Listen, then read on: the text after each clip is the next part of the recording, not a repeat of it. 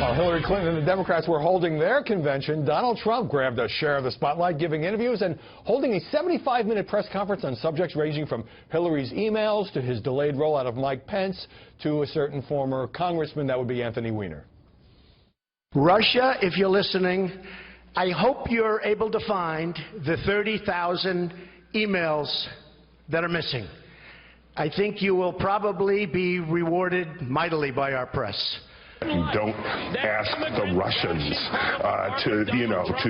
to commit espionage and reveal the contents, espionage on the former Secretary of State or on the DNC or whatever. And I think this is potentially damaging. Is it possible that Trump was being sarcastic, that he was just joking? I don't think it's a joke at all. I think Trump knows exactly what he's doing.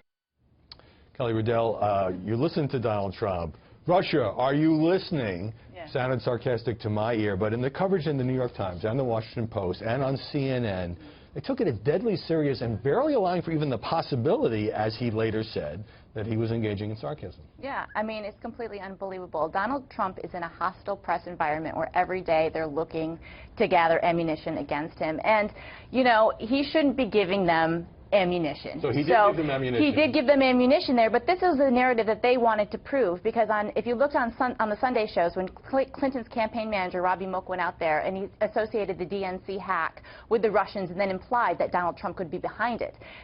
That was just all rumors and circumstance, and then on Tuesday when Donald Trump came out, they're like, oh, this is the ammunition, this is the evidence we have to prove this claim. Well, when Trump does that, Joe Trippi, he also makes sure that what might be a one-day story is a 3- or 4-day story. Everyone debates, has he gone too far? So let me just read you Politico's lead. It was very typical.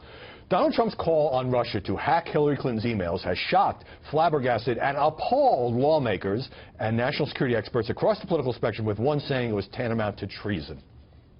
Well, I mean, that's part of the reality of this.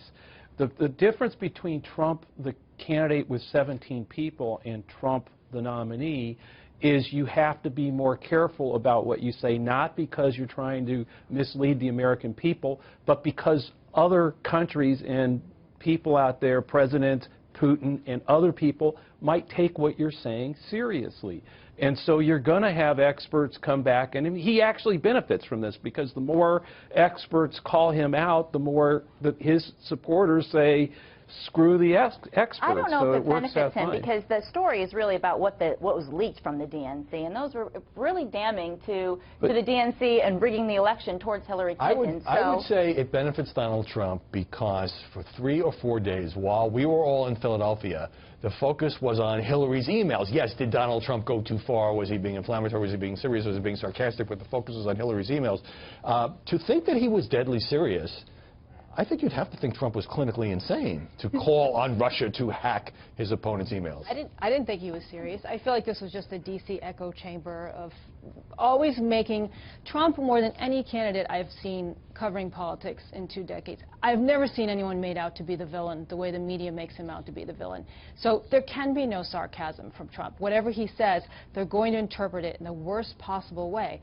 But I think voters do get the sarcasm. And so here we are in the Beltway or at the conventions all accusing him of treason. The voters aren't doing that. The voters hear him, they think, well, he's talking about Hillary's emails. He's being sarcastic about the fact that there's 30,000 missing emails. And, gee, maybe the Russians can come up with it. Susan, you're absolutely correct. The pundits hear one thing and the public hears another. And it's just alarming at how vast that divide is. You know, Trump talked about a lot of things at that marathon news conference, including he attacked Hillary Clinton by attacking her longtime advisor, Uma Abedin, by then attacking her husband, Anthony Weiner, as a pervert and a sleazeball. So the interesting thing is 15,000 journalists in Philadelphia, and yet we're suddenly all covering Donald Trump. Yeah, well, and you know, Donald Trump does give news conferences. Now it's been, however, 239 days since Hillary Clinton's given a news conference, and he also lets the press ask them whatever questions they want to. And he's very, you know, he's very open and transparent in that regard. And he broke that card, takes his, the problem with that is from a campaign, you're trying to craft a message,